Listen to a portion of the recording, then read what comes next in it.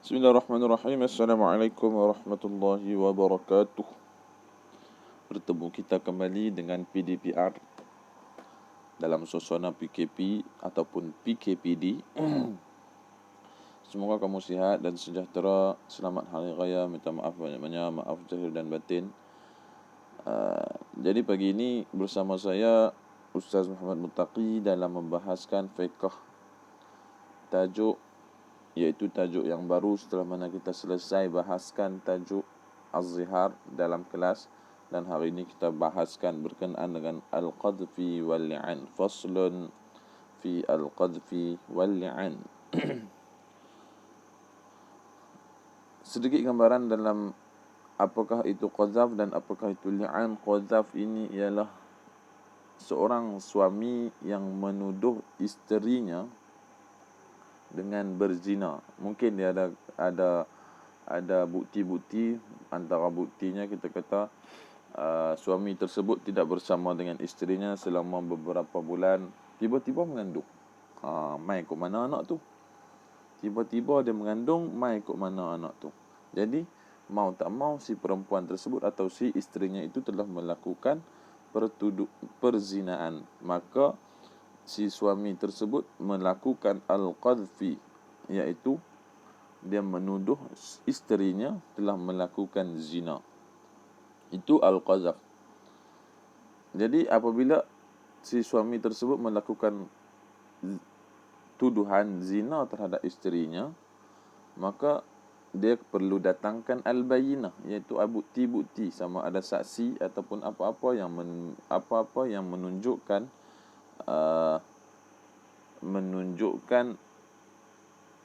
si perempuan tersebut berzina. Tetapi kalau dia terdapat datangkan bukti iaitu bayinah, maka dia perlu melakukan satu sumpah, satu penyaksian, dan diakhiri dengan sumpah laknat terhadap dirinya jikalau ia menipu. Itu namanya al-li'an, iaitu satu sumpah untuk melaknat dirinya jika dia menipu terhadap tuduhan yang dia tuduh kepada isterinya. Kita teruskan kepada kitab kita, iaitu kitab Fathul Qarib. Qala al-musannif rahimahullahu ta'ala wa nafa'ana bi'ulumihi fid darain amin. Faslun fi bayani ahkamil qadfi wal li'an. Satu bab dalam menerangkan hukum berkenaan dengan qadzaf dan al-li'an. Wa huwa di sini ialah al-li'an. Wa huwa lughatan dan al-li'an dari segi lughah iaitu masdar ma'khudun min al-la'ni. Satu masdar yang diambil daripada perkataan al-la'ni. Al-la'nu, laknat, iaitu yang bermaksud al-bu'du, yang memberi maksud al-bu'du, jauh daripada rahmat, jauh daripada suami isterinya. Wa syar'an, manakala dari segi syarak, iaitu kalimatun makhsusatun, kalimah perkataan yang khusus, ju'ilat, dijadikan hujjatan, sebagai hujjah, sebagai bukti, hujjah lil muttari, kepada orang yang memerlukan, ila qadfi, untuk menuduh, man lattaqa firasyahu, untuk menuduh sesiapa yang mencemari perkahwinannya. Siapa dia? Isterinya lah, sebab dia melakukan penzinaan. Wa alhaqal 'arabihi, dan melakukan perkara yang memalukan baginya. Boleh? Iaitu satu perkataan yang khusus dijadikan untuk sebagai hujjah untuk orang yang memerlukan bagi menuduh orang yang mencemari perkahwinannya dan memalukan mukanya, memalukan wajahnya lah. Memalukan bila melakukan zina ni mestilah buka semua, jadi malulah itu. Wa idza rama, dan apabila rama menuduh, ay qadhafa ar-rajulu, apabila menuduh seorang suami, ar-rajulu tu maksudnya suami lelaki, zaujatahu, isterinya, bizina dengan penzinaan, fa'alaihi haddul qadhafi, dan ke atas lelaki itu hudud qadhaf. Hudud qadhaf. Maksudnya apabila si suami tersebut melakukan tuduhan zina terhadap isterinya secara langsung ke atas dirinya tu hudud. Hudud sebab dia melakukan qadhaf. Berapakah hududnya? Wa sayati annahu samanuna jaldatan, dan nanti kami akan datangkan iaitu sebanyak 80 kali sebatan. Jadi apabila dia melakukan qazaf, dia kena ke atas dirinya hukuman hudud 80 kali sebatan. Illa, hukuman ini akan terhapus sekiranya illa an yuqima, maksudnya hukuman ini dia tak kena. Illa an yuqima ar-rajulu al-qadhifa ay al-qadhifu al-bayyinata, mendatangkan, sekiranya lelaki tersebut mendatangkan al-bayyinah, iaitu bukti, sama ada 4 orang saksi ataupun yang sebagainya yang membuatkan isterinya tu memang betul-betul berzina. Itu al-bayyinah, penerangan. Bizina al-maqdhufah, dengan penzinaan si perempuan tersebut. Yang pertama, maksudnya hudud tersebut, hudud melakukan qazaf tersebut tidak kena jika dia melakukan yang pertama, dia mendatangkan bukti-bukti sama ada 4 orang saksi yang menyaksikan penzinaan tersebut ataupun sebagainya. Yang kedua, au yula'ina, ataupun dia melakukan sumpah laknat. Ini namanya li'an.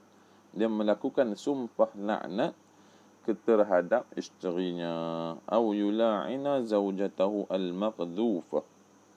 Maksudnya, jika suami tersebut melakukan tuduhan terhadap isterinya dengan penzinaan, maka ke atasnya hudud 80 kali sebat. Dan hudud ini dia tak kena, maksudnya terbebas. Si suami tersebut bebas daripada hudud sekiranya dia datangkan 2 keadaan. Yang pertama, bukti, iaitu 4 orang saksi. Dan kalau tak ada 4 orang saksi, dia perlu melakukan sumpah ataupun penyaksian laknat ke atas darinya.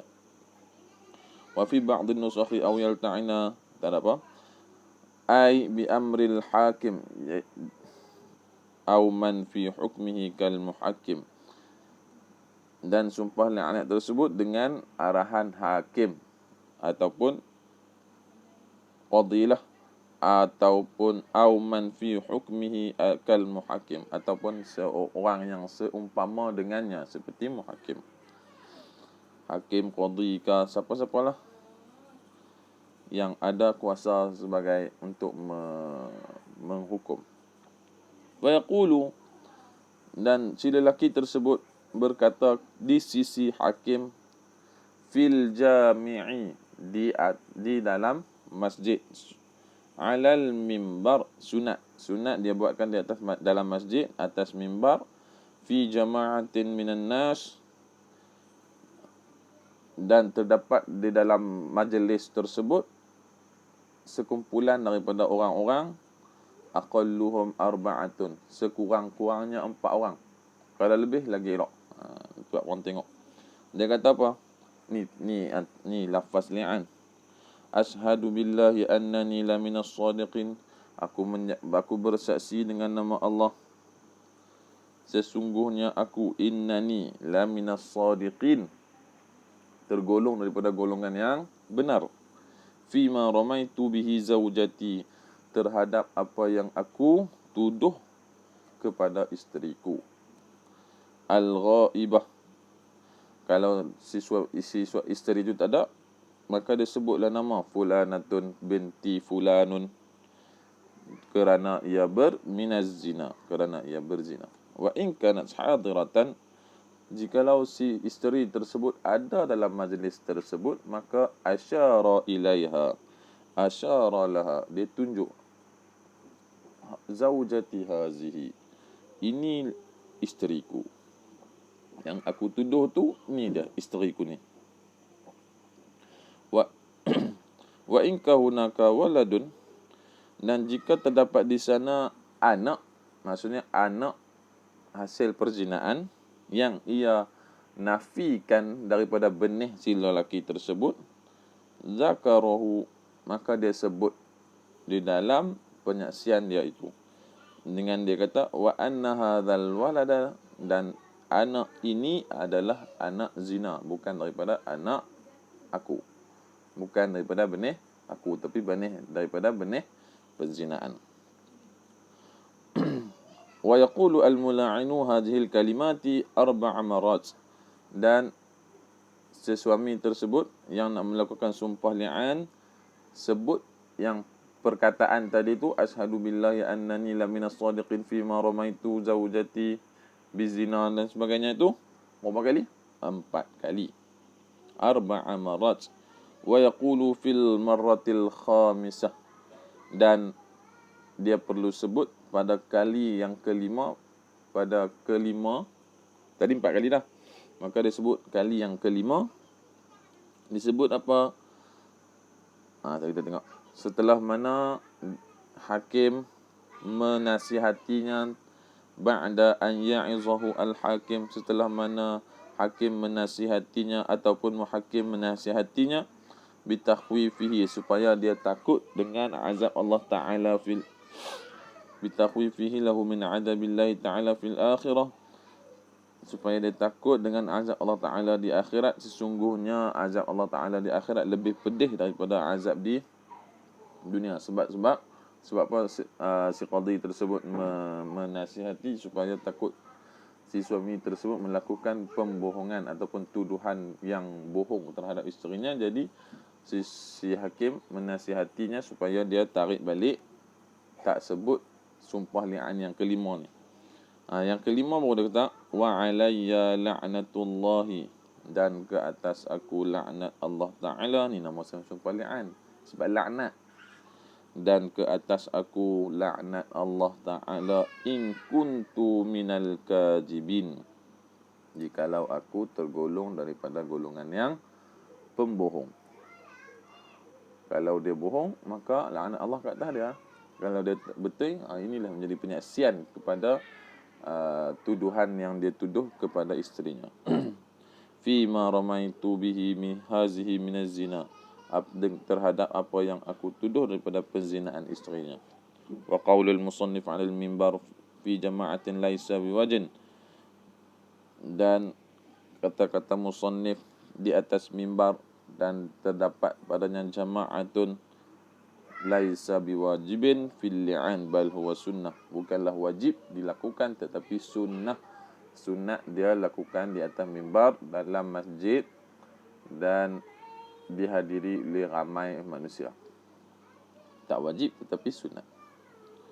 Jadi ta'arif dia al-qadhfu lughatan ar-ramyu, tuduh. Ramyu ni baling, syar'an ar-ramyu tuduhan bizina wa nahwihi fi ma'rad at-ta'yir, untuk memalukan. Dan al-li'an lughatan al-bu'du wa syar'an kalimatun makhsusatun ju'ilat hujjatan lil muttari ila qadhfi man latakha firashahu al-haq al-arabi. Tadi kita bahaskan masru'iyah mungkin didalil berkenaan dengan qazaf dan li'an. Walladzina yarmuna azwajahum, bolehlah rujuk pada surah An-Nur ayat 6 hingga 9, boleh terjemahan sekali. Syara'allahu al-li'ana, Allah Ta'ala mensyariatkan al-li'an liyakuna lirrajuli untuk lelaki, allazi lam yakun lahu syuhudun, yang tak ada saksi ke atas isterinya, illa nafsuhu, melainkan dirinya sendiri yang menjadi saksi, indama yattamiha, ketika mana ia menuduh isterinya bizina, dengan zina. Maka inilah yang menjadi saksi. Sebab tu kena buat penyaksian 4 kali sebagai menggantikan 4 orang saksi yang dia tak dapat datangkan. Maka dia datangkan 4 kali penyaksian. Asyhadu billahi annani, ulang 4 kali yang tu, dan kali yang kelima barulah dia wa alayya la'natullah, membuat sumpah li'an, dan ke atas aku laknat Allah Ta'ala jikalau aku tergolong daripada golongan yang tidak, golongan penipu. Ya, kaifiyatul li'an idza rama az-zawju zawjatahu bizina fa alaihi haddul qadhaf. Ini semua yang tadilah cuma sebagai sedikit penerangan atau kesimpulan. Apabila si suami tersebut menuduh isterinya dengan berzina, maka ke atasnya hudud qazaf. Apabila si suami tersebut melakukan tuduhan, maka secara automatiknya dia kena hudud qazaf. Dan hudud qazaf ini terhapus ataupun dia bebas daripada hudud qazaf jika dia datangkan dua, salah satu daripada dua tersebut, iaitu pertamanya al-bayyinah, bukti, saksi. Jika kalau dia tak dapat datangkan bukti ataupun saksi, maka dia datangkan penyaksian al-li'an tu.